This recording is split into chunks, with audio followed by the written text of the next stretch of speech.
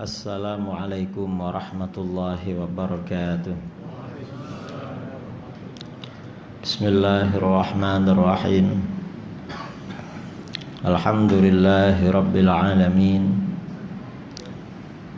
Lahul hamdu wa lahul fadlu wa lahul thana'ul hasan. Ashhadu an la ilaha illallah wahdahu la syarika lah.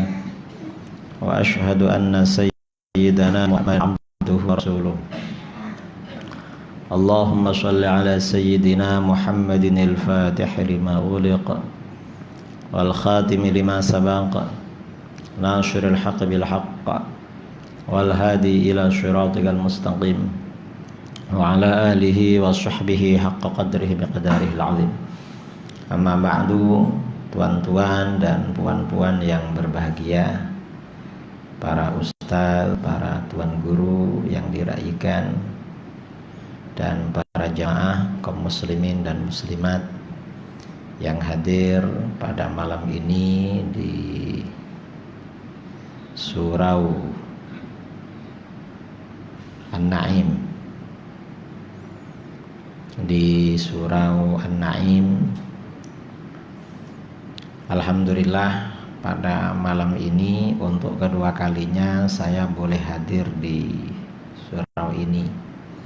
Yang pertama kali kira-kira 4 bulan yang lepas, 4 bulan atau 3 bulan saya bagi kuliah siang di sini. Tajuk yang akan kita bicarakan pada malam ini adalah berkaitan dengan akidah Ahlus Sunnah wal Jamaah. Yang ingin saya sampaikan berkaitan dengan akidah ini, ada sebuah hadis yang diriwayatkan oleh Imam Muslim dari Sayyidina Tamim bin Aus Ad-Dari radhiyallahu an. Rasulullah sallallahu alaihi wasallam bersabda, "Ad-dinu an-nasihah." Agama itu adalah nasihat. Jadi ajaran agama isinya nasihat. Nasihat itu apa? Nasihat itu artinya berbuat baik dan bermaksud baik. Itu namanya nasihat. Kalau perbuatannya baik tapi tujuannya tidak baik, bukan nasihat, tapi tipu-tipu atau khianat. Atau berniat baik tapi gak melakukan, ya cuma niat saja, bukan nasihat juga. Ada orang misalnya, saya ini berniat baik sama kamu. Niat apa? Niat ngasih uang. Mana uangnya? Ada, niat aja misalnya. Ya cuma omong aja namanya. Agama itu artinya niat baik, perbuatannya juga baik. Para sahabat bertanya, "Liman ya Rasulullah?" Itu kepada siapa? Berbuat baik dan bermaksud baik kepada siapa? Lalu baginda Rasulullah sallallahu alaihi wasallam bersabda, "Lillahi wa li kitabihi wa li rasulihi wa li a'immatil muslimin wa ammatihim." Agama itu berbuat baik pertama kepada Allah. Kedua, berbuat baik dan bermaksud baik pada kitab Allah, Al-Quran. Yang ketiga, berbuat baik dan bermaksud baik kepada Rasulullah sallallahu alaihi wasallam. Keempat, berbuat baik dan bermaksud baik kepada para pemimpin kaum muslimin.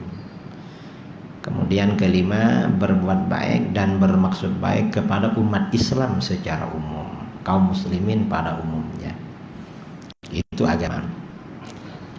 Sekarang dari keempat macam berbuat baik ini kita bicarakan satu persatu, agak rinci, agak mendalam.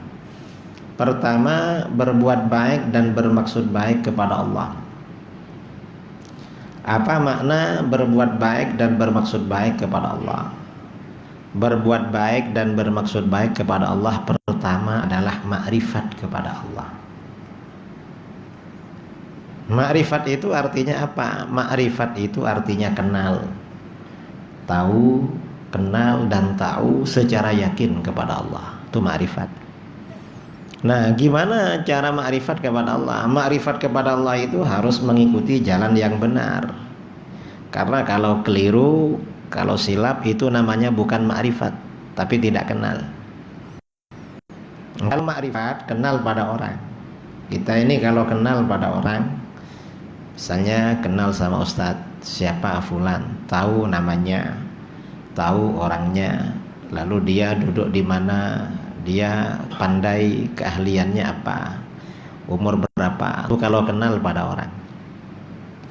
Kalau ma'rifat dan kenal pada Allah, di dunia kita tidak bisa melihat Allah. Di akhirat orang-orang beriman akan melihat Allah esok di akhirat kalau masuk surga. Maka macam mana ma'rifat dan kenal kepada Allah adalah melalui sifat-sifatnya. Dan itu sifat apa? Adalah sifat-sifat yang wajib bagi Allah, sifat-sifat yang mustahil bagi Allah, dan sifat yang jaiz. Sifat yang wajib ada 20, sifat mustahil ada 20, sifat jaiz atau sifat boleh ada 1. Itu ma'rifat. Nah, artinya apa? Para ulama membuat asas akidah Ahlus Sunnah wal Jamaah berkaitan dengan ketuhanan, yaitu konsep yang disebut dengan sifat 20 atau 41. Sifat 41 yang wajib, yang mustahil, dan yang jaiz. Tujuannya yang pertama adalah agar untuk menghantarkan umat Islam ma'rifat kepada Allah. Itu dengan sifat 20, agar kenal dan tahu pada Allah. Ma'rifat, kenal, tahu pada Allah ini hukumnya wajib. Kalau gak tahu ya imannya tidak sah, namanya gak tahu. Kita ini kan membaca asyhadu an la ilaha illallah. Aku bersaksi bahwasanya tiada Tuhan selain Allah. Apa makna tiada Tuhan selain Allah? Makna tiada Tuhan selain Allah, pertama, bahwa Allah itu tidak perlu kepada apapun dan tidak perlu kepada siapapun. Itu yang pertama. Yang kedua, makna tiada Tuhan selain Allah, siapapun dan apapun selain Allah pasti memerlukan Allah. Manusia perlu pada Allah.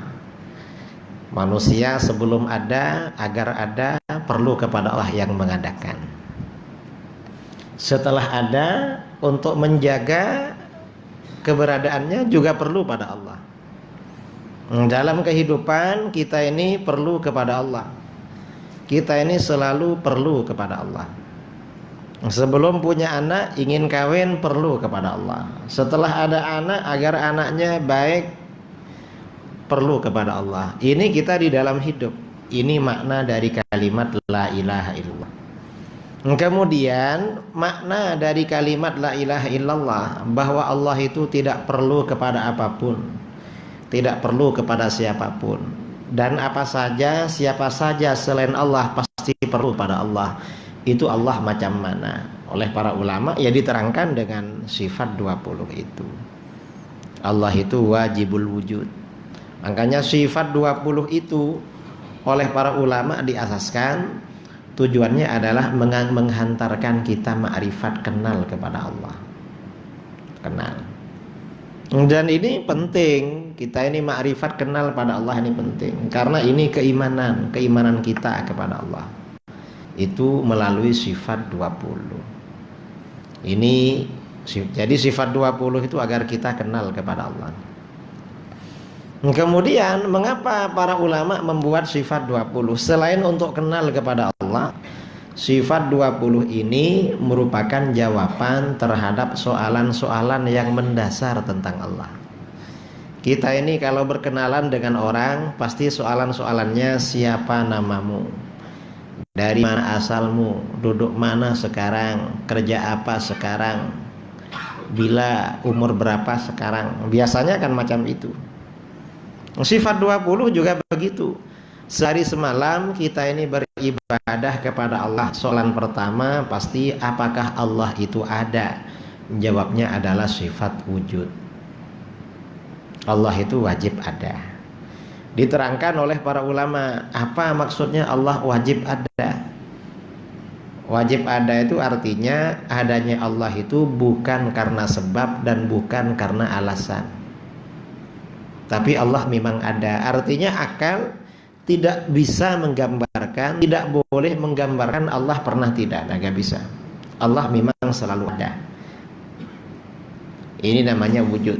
Nah, wujudnya Allah gak sama dengan wujudnya selain Allah. Makanya Allah disebut wajibul wujud. Kalau selain Allah itu ada karena sebab, ada karena alasan. Kalau kita ini karena sebab. Ditanya, kamu kok ada? Iya, karena ada ayah dan mama yang buat dulu. Berarti kan sebab kan? Kamu kok ada? Iya, sebab ada ayah dan mama. Ayah mama kamu kok ada? Oh, sebab ada ayah mamanya juga yang buat. Sampai Nabi Adam. Jadi kita ini ada karena sebab. Sebab ada orang tua.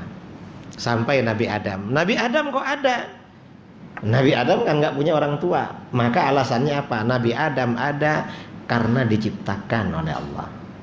Ada yang menciptakan. Diciptakan oleh Allah. Nabi Adam. Kalau Allah kenapa ada? Nggak bisa ditanya begitu kalau Allah. Karena Allah wajibul wujud.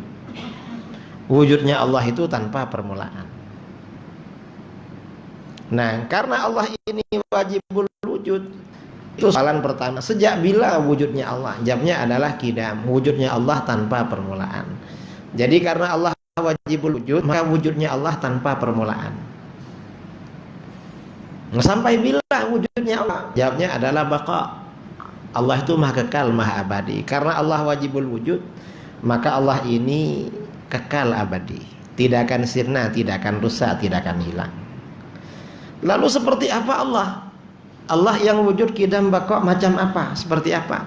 Kita ini kalau berbicara sesuatu setelah cocok pasti bertanya macam apa? Misalnya ada orang tawarkan kereta pada kita. Saya ada kereta bagus. Macam mana bagusnya? Kamu kalau naik kereta saya macam naik pesawat. Macam AirAsia. Wah, pasti macam apa ya pesawatnya? Ada kawan saya di Indonesia ditawari kereta. Ente kalau beli kereta saya macam pesawat. Terus macam mana? Bagus. Dapat 2 hari rusak mesinnya. Ini kan namanya. Ini artinya apa ya? Ya macam itu. Nah, kalau Allah ditanya macam apa Allah? Jawabnya adalah mukhalafatu bil hawaditsi. Allah itu berbeza dengan apapun perkara yang baru. Allah tak sama dengan apapun perkara yang baru. Mengapa Allah tidak serupa dengan perkara yang baru? Karena Allah bersifat qidam. Wujudnya Allah tanpa permulaan. Karena wujudnya Allah tanpa permulaan, sudah pasti Allah tak serupa dengan perkara baru. Karena kalau Allah serupa dengan perkara baru, berarti Allah juga baru. Sebab secara akal, setiap sesuatu pasti memiliki hukum yang sama dengan apa yang serupa dengannya. Sedangkan Allah wajib bersifat qidam, wujudnya tanpa permulaan. Karena itu Allah tak serupa dengan apapun perkara yang baru. Dalam Al-Quran Allah berfirman, laisa kamitslihi syai'. Tidak ada sesuatu yang serupa dengan Allah. Gak ada yang serupa. Karena kalau Allah serupa dengan perkara baru, berarti Allah baru. Sedangkan Allah wajib bersifat qidam, wujudnya tanpa permulaan. Karena itu kata para ulama, kullu ma khatara bi balik fallahu bi khilafi dzalik. Setiap sesuatu yang terlintas dalam pikiran kamu, maka Allah gak sama dengan itu. Allah tak serupa dengan itu. Allah kuasa menciptakan apa yang kita pikirkan. Ada orang berpikir tentang Allah, Allah mampu menciptakan macam itu, bahkan lebih hebat dari apa yang kamu pikirkan. Mengapa? Allah gak bisa dipikirkan. Zatnya macam apa? Gak bisa dipikirkan. Karena hasil pikiran manusia tidak akan keluar dari apa yang pernah dia lihat. Dan apa-apa yang dia lihat adalah makhluk, merupakan perkara baru. Sedangkan Allah bukan perkara baru. Manusia itu berpikir apapun tidak akan keluar dari apa yang pernah dia lihat. Kalau dikira-kira, direka-reka macam apa. Walaupun mungkin di alam nyata tidak ada, tapi bagian-bagiannya pasti ada. Ini contoh ya, bangsa kita orang Melayu dulu menggambar makhluk yang namanya buraq. Rasulullah SAW ketika Isra Mi'raj naik buraq. Padahal tak ada yang lihat kan buraq macam apa. Tapi saya masih ingat dulu, masih kecil, di rumah-rumah, di tembok-tembok itu ada lukisan gambarnya buraq. Buraq itu gambarnya apa? Buraq itu kuda, warnanya putih. Lalu ada sayapnya.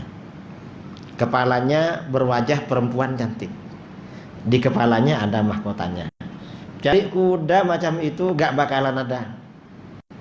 Percaya gak ada? Saya sudah cari di seluruh Indonesia kuda macam itu.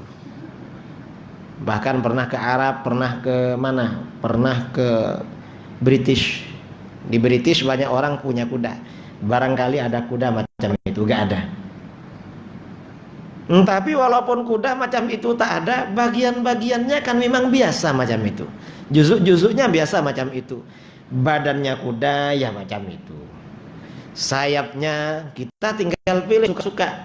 Apa pakai sayapnya ayam? Kalau ayam apa ayam kampung, apa ayam daging, atau pakai sayap merpati, kan suka-suka. Lalu wajahnya wajah perempuan, mukanya muka perempuan. Kita ini pilih yang mana? Apa Melayu, apa Amoy, apa Indon, Jawa, apa India, apa Negro, itu terserah, suka-suka. Lalu kepalanya ada mahkota. Kita ini boleh order sama Pandai Besi, bikin mahkota. Nah ini artinya apa? Manusia itu berpikir apapun, hasil pikirannya tidak akan keluar dari apa yang pernah dia lihat. Karenanya manusia gak bisa berpikir tentang Allah. Di dalam hadis, tafakkaru fil khalqi wala tafakkaru fil khaliq. Kalau kamu merenung, berpikir, renungkan tentang makhluk, tapi jangan renungkan tentang Allah. Mengapa? Itu gak bisa. Zat Allah direnungkan macam apa ya? Gak bisa. Manusia gak mampu. Makanya kata para ulama, kalau ada soalan seperti apa Allah, jawabnya adalah mukhalafatu lil hawadithi. Allah itu berbeza, tidak serupa dengan apa perkara yang baru. Nah, etikat macam ini penting disampaikan. Karena orang ini kalau gak pernah belajar, sangkaannya macam-macam. Bulan yang lepas saya bagi daurah di Lancang, negeri Pahang. Daurah akidah Ahlus Sunnah wal Jamaah 3 hari 3 malam. Setelah lepas daurah, saya nak balik, ada orang sudah tua nak jumpa saya. Saya tanya, umur berapa? Saya sudah tua Kiai, umur 56. Apa nak jumpa saya? Tak Kiai, saya ini terima kasih ikut daurah. Saya baru sekarang ngerti akidah Ahlus Sunnah. Terus macam mana? Saya dari dulu tak pernah ngaji Kiai, tak pernah ikut kuliah. Terus saya dulu menyangka Allah ini kan maha melihat. Kita ada di mana-mana Allah lihat. Dalam pikiran saya mungkin Allah punya mata besar sangat. Matanya besar sangat. Atau kecil tapi banyak di mana-mana, masuk-masuk kemana-mana katanya. Mau dikiranya Allah punya macam CCTV begitu, ada di mana-mana. Nah ini kalau orang nggak ngerti akidah, pikirannya itu dibayangkan Allah punya mata, matanya besar sangat. Nggak ada orang yang, artinya apa? Ada orang berpikir macam itu, ya karena nggak paham. Dan ini bahaya. Mengapa bahaya? Karena kalau iblis datang, misalnya iblis datang menampakkan diri, orang nggak ngerti akidah, percaya sama iblis. Na'udzubillah min dzalik. Nah, ini yang pertama, apa namanya? Berbuat baik dan bermaksud baik kepada Allah, di antaranya itu. Kemudian yang kedua, agama itu berbuat baik dan bermaksud baik kepada kitab Allah. Kitab Allah itu apa? Kitab Allah itu Al-Quran. Apa makna berbuat baik dan bermaksud baik pada Allah? Pertama, kita wajib beriman bahwa Al-Quran ini adalah wahyu dari Allah kepada baginda Rasulullah SAW. Itu yang pertama. Yang kedua, kita wajib beriman bahwa Al-Quran yang ada sekarang ini masih asli, sempurna, tidak kurang dan tidak lebih satu huruf pun. Di dalam Al-Quran, inna nahnu nazzalna dzikra wa inna lahu lahafizun. Sesungguhnya kami yang telah menurunkan Al-Quran dan kami pula yang benar-benar menjaga Al-Quran ini. Jadi Al-Quran ini benar-benar dijaga oleh Allah Subhanahu wa ta'ala. Ini yang kedua. Yang kedua. Dan ini penting disampaikan. Mengapa? Sekarang ini sudah mulai ada orang gak percaya pada Quran. Gak percaya. Kalau ada orang ragu-ragu Al-Quran ini asli apa enggak, mah murtad, keluar dari Islam. Na'udzubillah min dzalik. Ini yang kedua. Yang ketiga, seorang muslim wajib pandai baca Al-Quran, terutama surat yang wajib dibaca di dalam sholat, surat Fatihah. Siapapun wajib pandai baca surat Fatihah. Mengapa? Karena setiap muslim wajib sholat. Kalau surat Fatihahnya keliru, silap, maka sholatnya tak sah. Sama dengan tidak sholat, makanya wajib. Orang yang boleh tak pandai baca Quran itu cuma dua. Satu, orang baru masuk Islam, saudara baru masuk Islam, bacaan Fatihahnya salah-salah, gak apa-apa ya, itu dimaafkan. Yang kedua, orang yang hidup di daerah jauh ya, terpencil, di daerah itu jauh daripada para ulama, itu gak apa-apa. Kalau dia tinggalnya di dekat Wangsa Maju, banyak ustadz-ustadz yang pandai bacaan Qurannya, dia tak mau belajar, ya dosanya dua kali kalau baca Fatihah keliru. Pertama, dosa karena sholatnya tidak sah. Yang kedua, dosa karena tak mau belajar itu Quran. Makanya perlu ya baca Quran. Jadi mungkin di kereta itu isi bacaan-bacaan Quran lah yang fasih-fasih. Jangan diisi nyanyian terus di kereta. Keretanya bagus, orang tuh kadang kalau beli kereta yang baru, cari kaset-kaset yang baru-baru, lagu-lagu yang bagus-bagus. Mestinya bukan itu. Ganti bacaan Quran, bacaan apa? Mengapa? Ya biar keretanya ini yang dengar ini Al-Quran terus, biar kita ini fasih baca Quran. Ini berbuat baik pada Al-Quran. Ini yang ketiga. Kemudian yang keempat, termasuk berbuat baik pada Al-Quran adalah beri'tiqad bahwa ajaran Al-Quran ini wajib diamalkan. Jadi Al-Quran ini wajib diamalkan sampai kapanpun. Orang dalam berbuat itu gak boleh meninggalkan ajaran Quran, harus sesuai dengan ajaran Quran. Karena sekarang ini ini wajib beriman macam itu.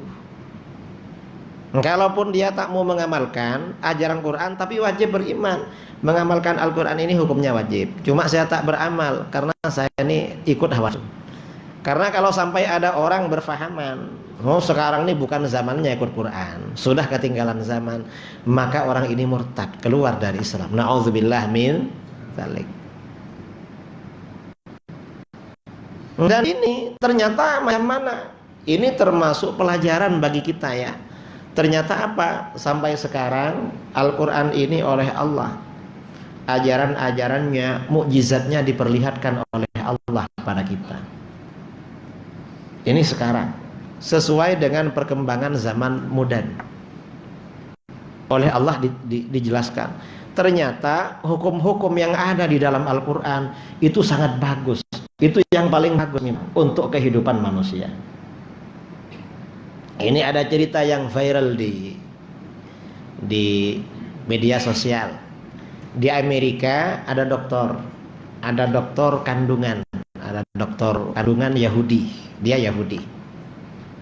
Dia masuk Islam. Mengapa dia masuk Islam?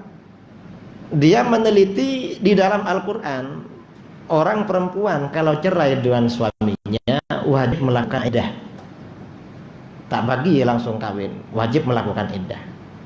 Kalau bercerai hidup itu iddahnya 3 haid atau 3 suci. Kalau cerai mati 4 bulan 10 hari. Ternyata apa? Mengapa wajib iddah? Ternyata setelah dia melakukan pendidikan, orang perempuan yang punya suami, pada kemaluannya itu ada rekaman punya suaminya. Rekaman itu akan hilang kalau dia sudah melakukan iddah. Dan dia meneliti, perempuan yang paling suci itu wanita muslimah. Wanita muslimah, orang Islam itu perempuannya suci-suci. Mengapa? Yang direkam cuma satu, punya suaminya. Kalau orang-orang di luar Islam, rekamannya banyak. Ada yang 3, ada yang 4, ada yang 5. Ya mungkin semuanya boleh masuk ke sana. Lama-lama dia merekam istrinya. Lah punya istrinya direkam ada 4. Loh, ini yang 3 punya siapa ini? Kok 4? Lalu dia ngetes anaknya, dia punya anak 4. Dia ini ahli genetik ya, anaknya DNA. Ternyata yang 1 memang cocok dengan dia, yang 3 gak cocok. Ini punya siapa yang 3 ini?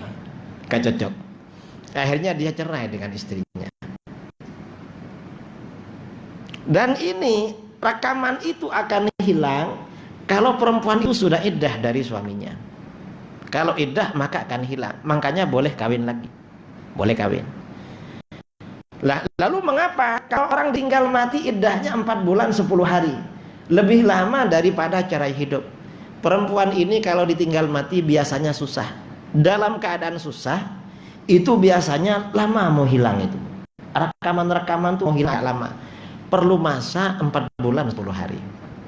Ini salah satu ajaran Al-Quran. Ternyata macam mana ajaran Al-Quran itu?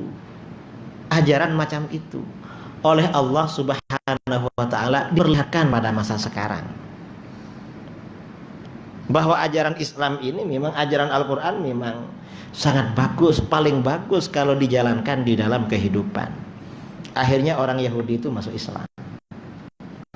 Kita ini gak perlu menyelidiki itu. Kita dengar sudah cukup. Kita ini sudah beriman sebenarnya. Cuma kalau ada itu, kita akan semakin yakin, loh ternyata begitu. Yang mempelajari orang lain, kita malah tambah iman. Kita belum tahu sudah beriman sebenarnya. Itu hanya menambah keimanan kita. Ini maksud berbuat baik dan bermaksud baik kepada Al-Quran. Kemudian yang ketiga, agama itu berbuat baik dan bermaksud baik pada Rasulullah SAW. Apa makna berbuat baik dan bermaksud baik kepada Rasulullah? Pertama, beriman bahwa Rasulullah itu adalah hamba dan utusan Allah. Yang pertama. Yang kedua, beriman bahwa Rasulullah ini diutus kepada seluruh umat manusia. Bukan hanya kepada bangsa Arab, tapi kepada bangsa Melayu, kepada bangsa Dayak, kepada bangsa apa saja. Itu keimanan. Kemudian yang ketiga, kita ini juga wajib beriman bahwa Rasulullah SAW adalah penutup para nabi dan para rasul. Penutup para nabi. Setelah baginda gak ada nabi lagi. Karenanya kalau ada orang mengaku nabi setelah baginda Rasulullah SAW, maka orang ini pasti bohong, pasti dusta. Gak boleh percaya. Kalau ada orang percaya, maka murtad, keluar dari Islam. Atau ragu-ragu, ada orang Melayu misalnya ngaku jadi nabi. Ditanya, itu macam mana ngaku nabi? Menurut kamu macam mana? Saya ragu-ragu. Jangan nabi. Menurut orang nih, berarti akidahnya agak kuat bahwa Rasulullah itu nabi terakhir. Jadi kalau ada orang ngaku nabi, ya pasti bohong lah. Rasulullah SAW adalah nabi terakhir.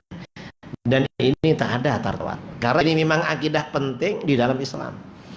Kemudian juga berbuat baik kepada Rasulullah SAW. Yang keempat adalah kita ini perlu tahu siapa Rasulullah itu. Rasulullah ini namanya Muhammad bin Abdullah bin Abdul Muttalib bin Hashim. Lahir kota Mekah, kemudian hijrah dan meninggal di kota Madinah. Wajib tahu. Kalau keliru berarti tak sah. Ada orang siapa Rasulullah? Rasulullah itu lahir di Jawa, terus meninggalnya di Pahang. Wah, ini bukan orang Islam namanya, agama baru ini, nggak tahu. Makanya kita ini kan dianjurkan ziarah makam Rasulullah SAW. Makanya umat Islam ini diwajibkan ibadah haji. Mengapa? Biar tahu Rasulullah itu di mana. Lalu selain ibadah haji, kita dianjurkan untuk ziarah ke Madinah. Mengapa? Biar tahu nabinya ada di sana. Karena kalau nggak tahu ya nggak sah imannya. Itu diantara berbuat baik kepada Rasulullah. Kemudian selain itu, makna berbuat baik kepada Rasulullah SAW, berbuat baik kepada Rasulullah juga artinya apa? Berbuat baik kepada Rasulullah juga artinya adalah kita ini wajib beriktikad bahwa Rasulullah SAW adalah manusia paling sempurna. Paling sempurna apanya? Khalqan wa khuluqan, baik akhlak maupun secara fisikal. Kalau ada orang beriktikad Rasulullah orangnya jelek, gak sah imannya, kafir itu. Karena memang termasuk sifat wajib para nabi harus handsome. Gak ada para nabi itu jelek, gak ada. Rasulullah itu paling handsome di antara para nabi. Dan nabi-nabi yang lain semuanya handsome. Karena kata para ulama, di antara sifat wajib para nabi, sifat wajib para nabi, mereka adalah manusia yang paling sempurna, baik akhlak maupun secara fisikal. Para nabi itu semuanya handsome. Ada nabi itu jelek, ada, atau agak jelek kalah handsome dengan orang biasa, tak ada. Mengapa? Kalau ada nabi kalah handsome dengan orang biasa, umatnya boleh keliru, akan keliru. Mana yang saya ini dulu awal-awal bagi ceramah tahun 2009. Saya bagi ceramah itu sejak balik dari pondok sekitar tahun 2004, 2005 balik dari pondok jemput ceramah. Tapi masih di daerah-daerah sendiri. Lalu mulai daerah keluar itu sejak 2008. Cuma dulu kan belum ada handphone bagus macam ini, belum ramai YouTube ya, media sosial Facebook belum ramai, orang belum tahu. Saya sering dulu dijemput ceramah kemana-mana. Saya bawa pemandu saya orang besar tinggi. Begitu turun dari kereta, yang dicium tangannya sama jamaah pemandunya. Badan saya dulu kurus, berat badan 40 kilo.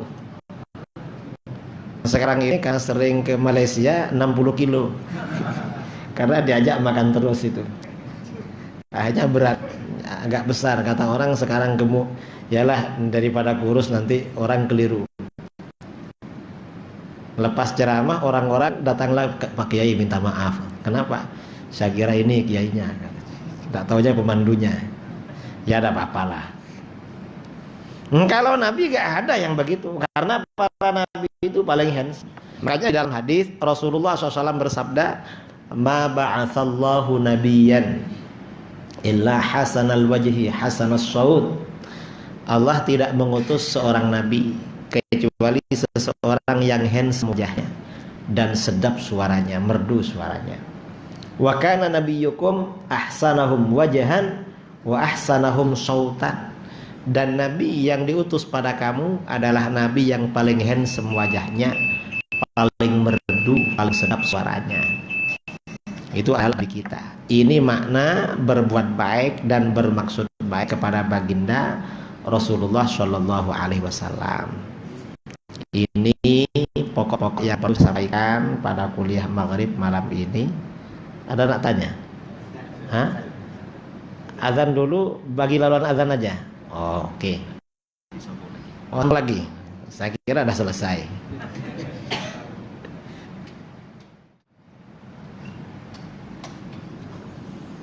Kemudian juga kita teruskan ya.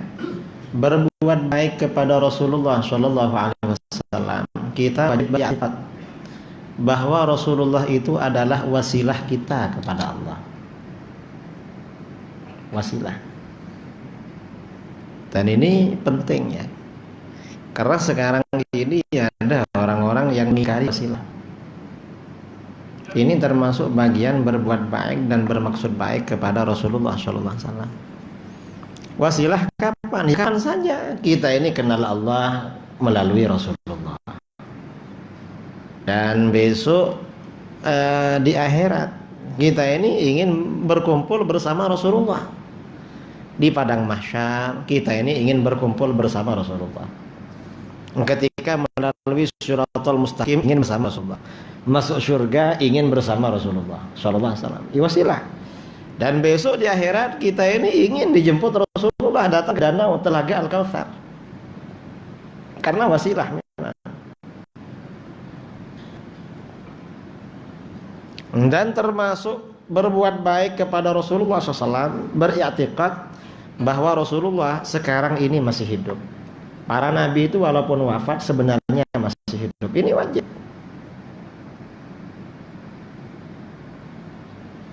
Karena Rasulullah ini masih hidup, maka macam mana ada komunikasi, ada hubungan antara kita yang masih hidup dengan Rasulullah SAW yang sudah wafat. Karena sama-sama hidup. Di dalam Al-Quran Allah berfirman, wa qul i'malu fasayarallahu amalakum wa rasuluhu wal mu'minun. Katakanlah Muhammad, i'malu, lakukan apa yang kalian mau. Fasayarallahu amalakum, maka Allah akan melihat amal perbuatan kamu. Wa rasuluhu, Rasul juga akan melihat perbuatan kamu. Wal mu'minun, orang beriman juga melihat perbuatan kamu.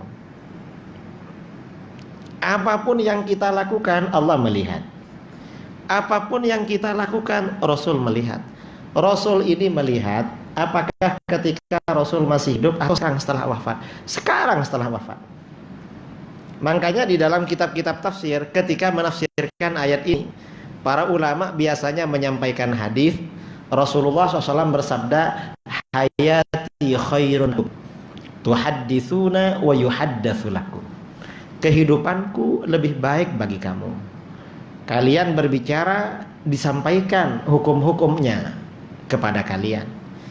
Ketika Rasulullah masih hidup, ada persoalan, ada hukum, Rasulullah menyampaikan. Berarti Rasulullah hidup ini baik. Terus macam mana kalau Rasulullah wafat? Wa mamati khairun lakum. Aku meninggal juga baik buat kamu. Loh gimana? Rasulullah wafat tapi baik buat kita. Tu'radu alayya a'malukum. Amal perbuatan kamu diperlihatkan kepadaku. Jadi apa yang kita lakukan oleh Allah diperlihatkan kepada Rasulullah. Fa in ra'aitu khairan hamidullah azza wajal. Kalau aku melihat perbuatan kamu baik, aku memuji kepada Allah. Wa in ra'aitu ghaira dzalik, kalau aku lihat perbuatan kamu enggak baik, istaghfartu lakum. Aku berdoa kepada Allah agar mengampuni dosa-dosa kamu. Nah, ini artinya apa? Hadis ini motivasi ya, ini dorongan agar kita berbaik. Mengapa? Kalau kita berbuat baik berarti juga menyenangkan baginda Rasulullah. Masa kita ini gak ingin Rasulullah senang dengan perbuatan kita? Ya memang di belakang kalau berbuat dosa Rasulullah akan mendoakan, yalah berbuat dosa biar didoakan oleh Rasulullah. Ya memang didoakan, tapi Rasulullah kan gak senang kan? Kita ingin menyenangkan apa enggak? Sama dengan anak kita misalnya. Anak kita ini kalau baik senang, kalau gak baik kan kita doakan. Masa biar ayah saya mendoakan saya tidak baik aja? Dan kita kira-kira ingin nggak anak kita nakal itu biar kita berdoa? Kan enggak kan? Nah ini artinya apa? Antara Rasulullah yang sudah wafat dengan kita yang masih hidup sebenarnya ada komunikasi. Kalau dulu mungkin kita berpikir gimana ya Rasulullah ini tahu perbuatan kita. Kita akan ada di bangsa maju, Rasulullah ada di Madinah. Sekarang ini sangat masuk akal. Kenapa? Ada handphone bagus macam ini. Kita bagi kuliah di sini karena di handphone ini di live streaming media sosial, di YouTube, di Facebook, seluruh dunia boleh menyaksikan apa yang kita lakukan di sini. Padahal ini buatan manusia. Gimana kalau Allah yang menghendaki itu? Kan pasti lebih sempurna, lebih canggih lagi. Ini namanya berikut, berbuat baik dan bermaksud baik kepada baginda Rasulullah SAW. Karena itu Ahlus Sunnah wal Jamaah menerima apa yang namanya wasilah, yang namanya tawassul, tabarruk, istighatsah diterima. Menjadi kenapa? Ya, karena ini merupakan bagian daripada kesempurnaan baginda Rasulullah SAW. Kemudian yang keempat, agama berbuat baik kepada para pemimpin. Para pemimpin itu siapa? Para ulama. Apa makna berbuat baik kepada para ulama? Pertama, beriktikad bahwa para ulama ini oleh Allah diberikan derajat yang tinggi, tidak sama dengan orang macam kita. Di dalam Al-Quran Allah berfirman, yarfa'illahu alladhina amanu minkum walladhina utul ilma darajat. Allah mengangkat orang-orang yang beriman di antara kamu. dan orang-orang yang diberikan ilmu pengetahuan agama beberapa derajat. Jadi para ulama ini derajatnya tinggi. Karena para ulama derajatnya tinggi, kita gak boleh memperlekehkan para ulama. Meremehkan para ulama tidak boleh.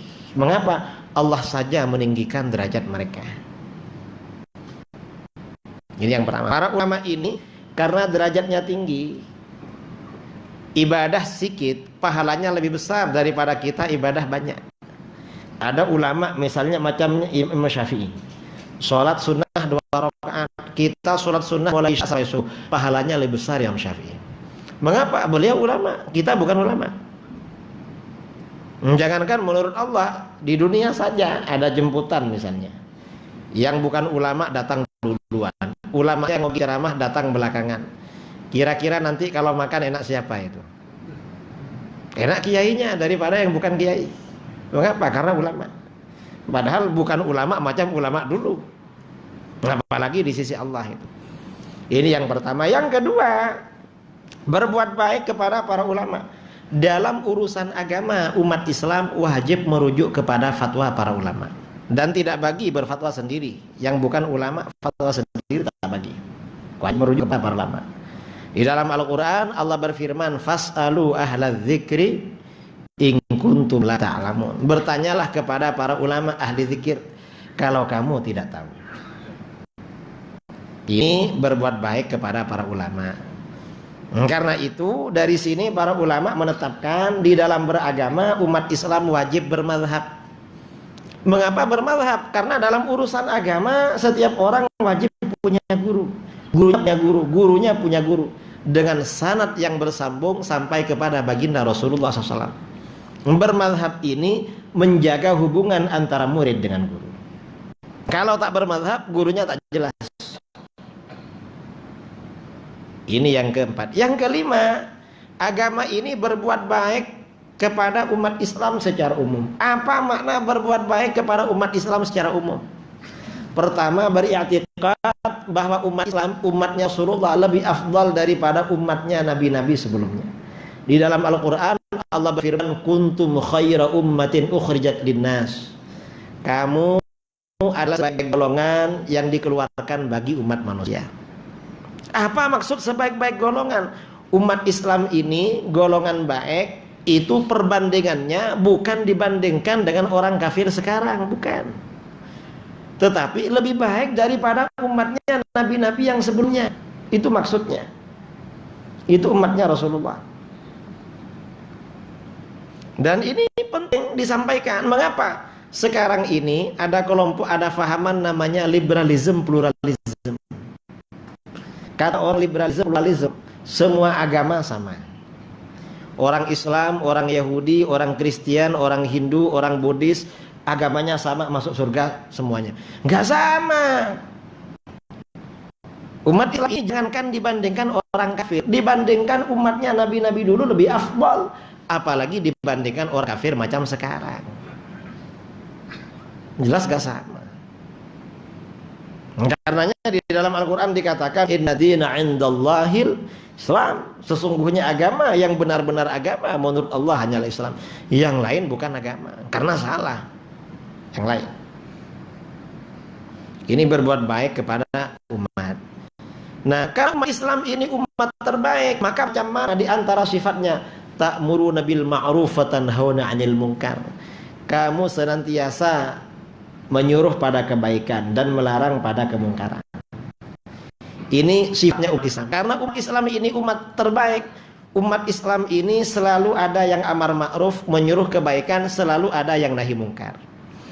Karena umat Islam ini selalu amar ma'ruf nahi mungkar, maka macam mana? Di dalam hadis lain, dalam diterangkan Rasulullah SAW bersabda, innallaha la yajma'u ummati ala dhalalah. Sesungguhnya Allah, inna ummati lan tajtami'a ala dhalalah. Sesungguhnya umatku tidak akan bersepakat pada kesesatan. Umat Islam ini sampai hari kiamat tidak akan pernah bersepakat pada kesesatan. Mengapa? Setiap ada kesalahan pasti ada yang mengingatkan. Setiap ada kewajiban ditinggalkan pasti ada yang mengajak melakukan kewajiban itu.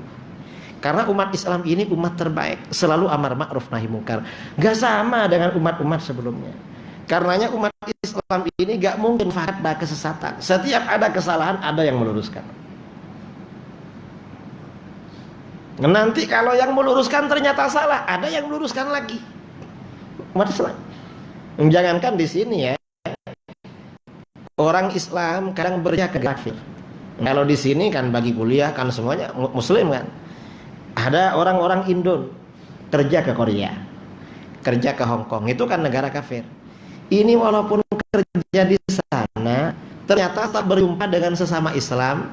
Ini mereka ngajak kumpul, ngajak ngaji, lalu jemput ustadz dari Malaysia, jemput ustadz dari Indonesia. Saya tanya, kenapa jemput? Enggak Pak Kiai, kita ini sudah lama orang Islam. Tahun 2003 saya belajar di British. Ternyata macam mana? Saya awal mula kenal dengan orang Malaysia waktu di British. Jumpanya cuma waktu sholat. Kalau pas sholat zuhur, sholat asar, maghrib, isya, jumpa. Orang Brunei, orang Malaysia, orang Indonesia. Di luar itu tak jumpa. Lama-lama kenal. Setelah kenal nanti cakap-cakap. Kamu dari mana? Dari mana? Ini orang Islam. Jadi memang selalu ada amar ma'ruf nahi munkar. Karenanya umat Islam ini gak akan tersesat, gak akan bersepakat pada kesesatan. Kemudian wa tu'minuna billah, kalian senantiasa beriman kepada Allah. Artinya apa? Umat Islam ini imannya dijaga oleh Allah. Karena itu di dalam hadis lain ya, dalam hadis sahih dikatakan Rasulullah SAW bersabda, inni lastu akhafu alaikum an tusyriku ba'di. Sesungguhnya aku tidak khawatir kalian akan syirik sudahku.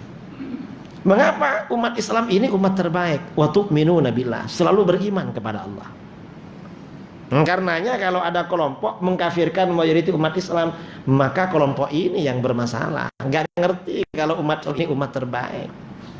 Karena umat Islam ini umat terbaik, wa tu'minuna billah, imannya oleh Allah senantiasa dijaga. Karena itu Rasulullah SAW bersabda, inni lastu akhsha alaikum an tusyriku ba'di. Sesungguhnya aku tidak hati kalian akan syirik sesudahku. Wa innama akhsha alaikumud dunya an tanafasu fiha. Yang aku khawatirkan pada kalian sebenarnya persoalan dunia. Kalian berlomba-lomba soal dunia. Karena itu umat Islam kalau bertengkar biasanya yang banyak soal apa? Soal dunia biasanya. Kalau ada orang mengkafirkan mayoritas umat Islam, dia yang gak ngerti ajaran agama, mensyirikkan, menyesatkan, gak ngerti ajaran agama. Umat Islam ini umat yang dijaga oleh Allah. Umat Islam ini umat terbaik. Nah, ini pokok-pokok asas akidah Ahlus Sunnah wal Jamaah yang perlu saya sampaikan pada malam ini. Sebelum kita tutup, mungkin ada yang mau bagi soalan. Silakan.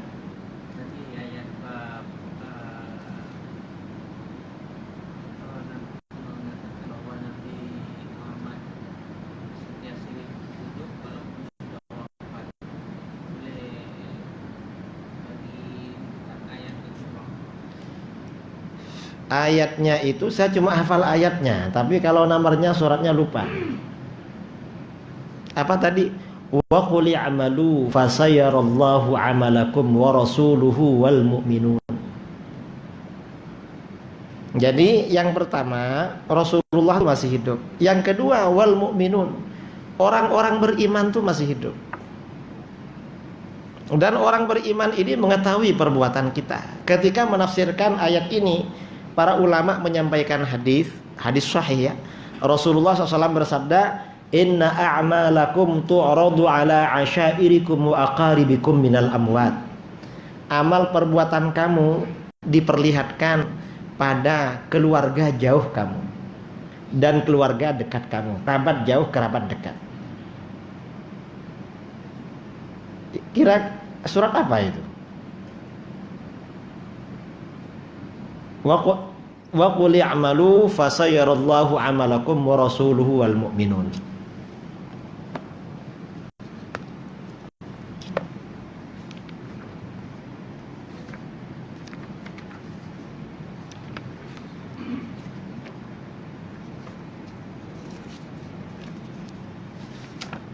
Tapi agak awal-awal itu, bukan akhir.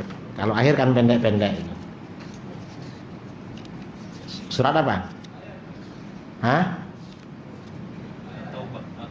At-Taubah ya. Surat At-Taubah ayat berapa? 105. Surat Taubah. Dan itu tafsirannya boleh ditengok di dalam tafsir Ibnu Katsir. Ada lagi?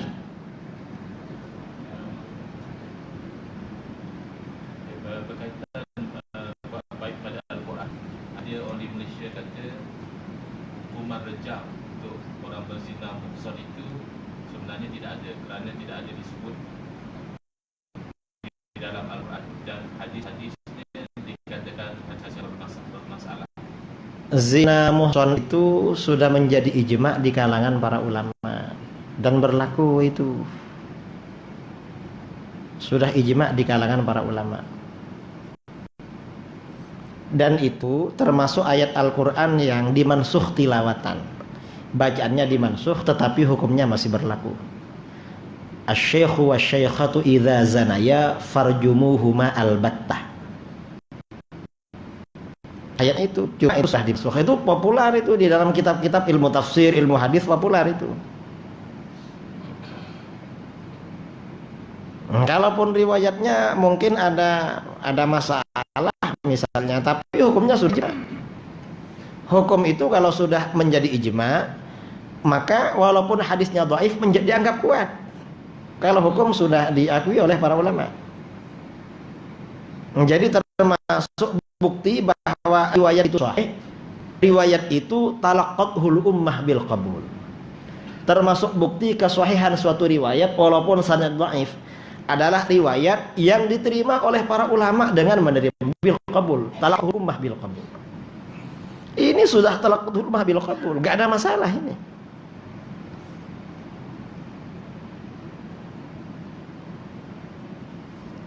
Sudah ya? Ada lagi? Kalau tak ada kita sudah. Kurang lebihnya mohon maaf yang sebesar-besarnya. Wal afu minkum. Baca tasbih majlis. Subhanakallahumma bihamdik asyhadu an la ilaha illa anta astaghfiruka wa atubu ilaik. Assalamualaikum.